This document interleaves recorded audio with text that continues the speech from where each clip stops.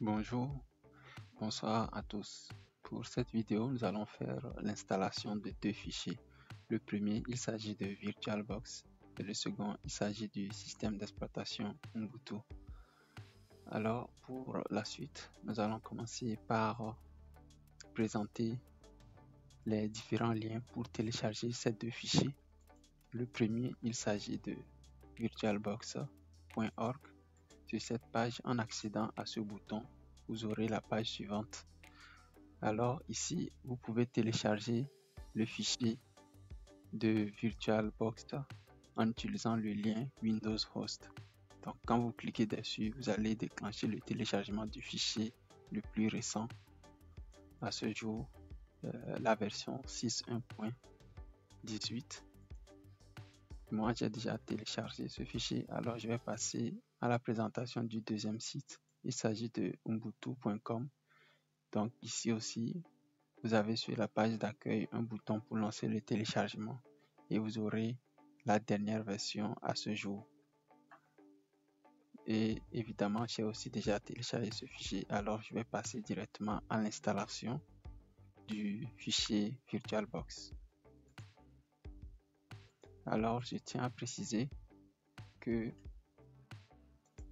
pour la suite, je vais installer le fichier VirtualBox 6.1.18 sur le système Windows 7 64 bits. Alors pour ceux qui auront un Windows 8 ou un Windows 10, ne vous en faites pas. En suivant ce processus, vous allez arriver à faire l'installation sans aucun souci. Donc on va faire un double clic. Suivant, on laisse la configuration par défaut. Suivant, suivant, suivant. Et maintenant installer.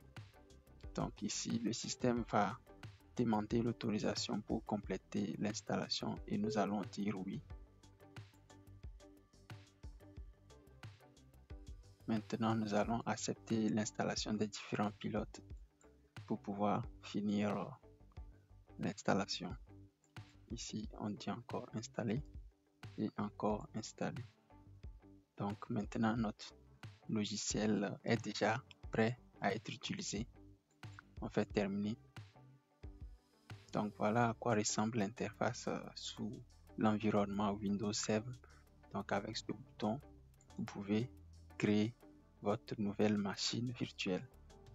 Donc moi je vais m'arrêter ici et lancer l'installation de Ubuntu depuis le système Windows 10. Donc je retourne de l'autre côté. Je vais mettre en pause cette machine et démarrer une nouvelle installation pour notre système Ubuntu. Donc ici, je crée un nouveau fichier que je nomme Ubuntu de façon significative en ajoutant quelques caractéristiques parlantes. Voilà. Donc après avoir nommé le fichier, vous allez compléter par le type Linux et la version 64 bits. Passer suivant. Donc ici, je vais modifier les valeurs par défaut. Évidemment, de votre côté, vous pouvez les garder par défaut. Donc ici, je vais passer jusqu'à ceci. Je fais suivant. Je fais créer le disque. Ensuite, je garde par défaut ici. Suivant. Dynamiquement alloué. Suivant. Maintenant ici, je laisse aussi la taille par défaut.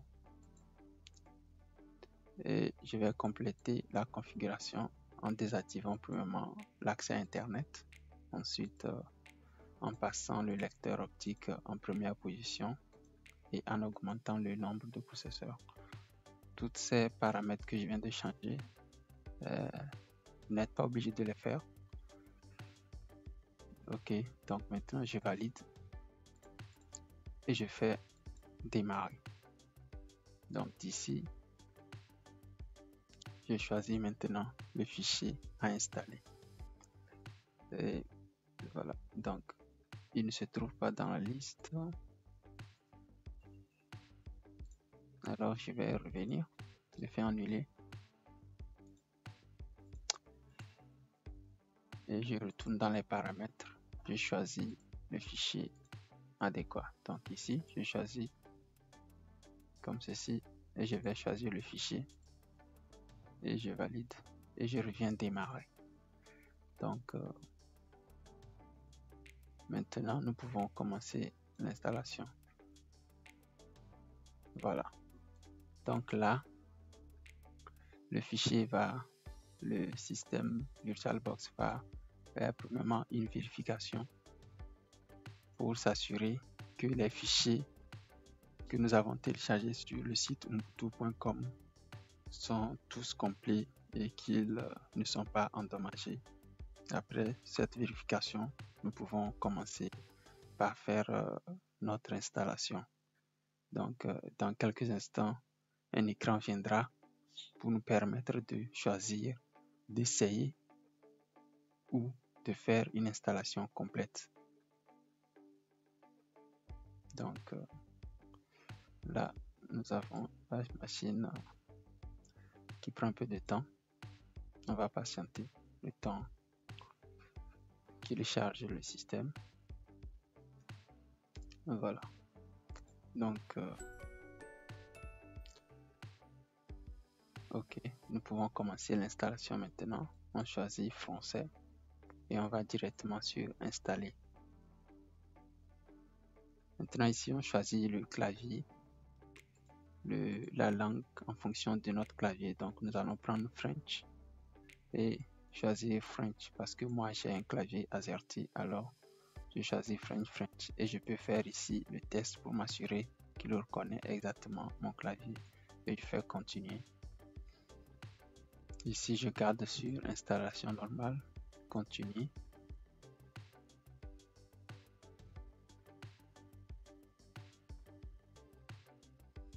Maintenant ici aussi je garde par défaut effacer le disque, je fais installer maintenant. Il va demander à confirmer. Je confirme en disant continuer. Maintenant ici je choisis le fuseau horaire, je garde Paris, je fais suivant.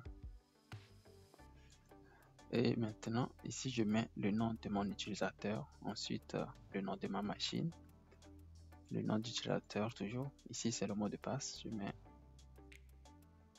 Alors à ce niveau vous pouvez mettre le mot de passe en respectant la politique proposée, tout comme vous pouvez ne pas respecter.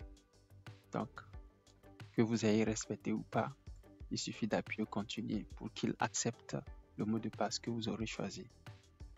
Donc maintenant, le système va commencer par faire la copie des fichiers depuis le fichier que nous avons téléchargé sur le site Ubuntu vers le disque d'installation de notre machine virtuelle. Donc la copie en cours et ensuite après ça, il va se passer l'installation des différents pilotes, des différents logiciels et autres. Donc cela va prendre quelques minutes. Donc là, on peut remarquer que après la copie, l'installation a effectivement commencé. Ici, vous voyez qu'il fait l'installation. Après l'installation, il a fait la configuration des périphériques. Ensuite, il a fait le téléchargement des paquets qui sont déjà disponibles sur le fichier que nous avons téléchargé. Et il continue toujours la configuration en détectant les différents périphériques qui sont disponibles depuis ma machine physique vers la machine virtuelle. Donc, ça va prendre aussi quelques temps. Et en attendant, vous pouvez constater qu'il fait une présentation des différents menus et fenêtres que vous aurez une fois l'installation du système prêt.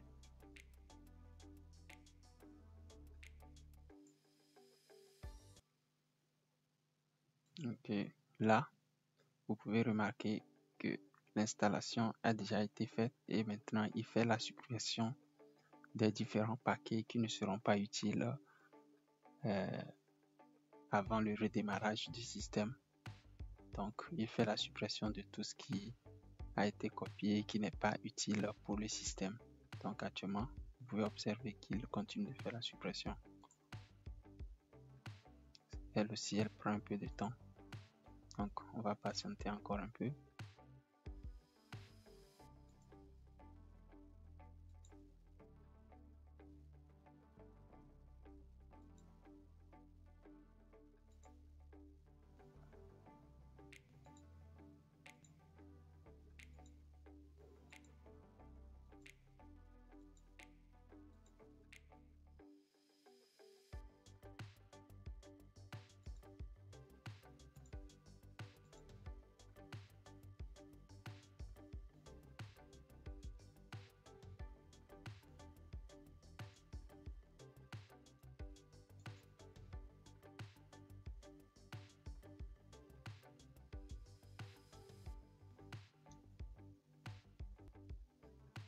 Ok, là vous pouvez remarquer que après la suppression des différents fichiers, il y a une fenêtre qui vient et qui demande de redémarrer. Donc nous allons cliquer sur redémarrer et ensuite il va nous demander d'éjecter le lecteur pour pouvoir faire un démarrage du système qu'on vient de faire. Donc vous allez simplement appuyer sur la touche entrée et il va redémarrer le système. Donc là, notre système va démarrer maintenant et on va pouvoir accéder à notre nouvelle installation. Donc pour plusieurs d'entre vous, après avoir redémarré, lorsque vous irez en mode plein écran comme moi actuellement, vous allez peut-être remarquer que l'écran de votre système ne prend pas la totalité de votre écran. Alors, vous allez devoir faire une petite manipulation. C'est une astuce, c'est un bonus que je vous laisse. Donc ici, je viens d'entrer le mot de passe que nous avions utilisé lors de l'installation. Donc, si après le redémarrage, le système n'a pas été capable de configurer les pilotes pour que l'écran soit adapté à mon écran, alors je vais vous montrer ce qu'il faut faire. Donc, vous allez venir ici, aller dans périphérique et ensuite cliquer sur insérer l'image CD additionnelle. Donc, pour ceux qui n'ont pas pu aller en mode plein écran, je vous montre encore une fois périphérique, insérer le CD. Donc, après avoir fait ça, voilà, il y a un CD qui est inséré et vous allez cliquer sur lancer. Une interface va démarrer. On vous demande l'autorisation route. Vous allez accepter en mettant le mot de passe. Et voilà, les pilotes adéquats seront installés. Après ça, l'écran de votre machine virtuelle va se réadapter à l'écran de votre machine physique. Voilà, et le tout est joué. Vous avez résolu déjà un problème. Ok, donc maintenant, à partir de là, vous pouvez explorer votre système et voir ce qui se passe dans la version actuelle. Donc ici, vous appuyez sur une touche pour quitter. Et voilà.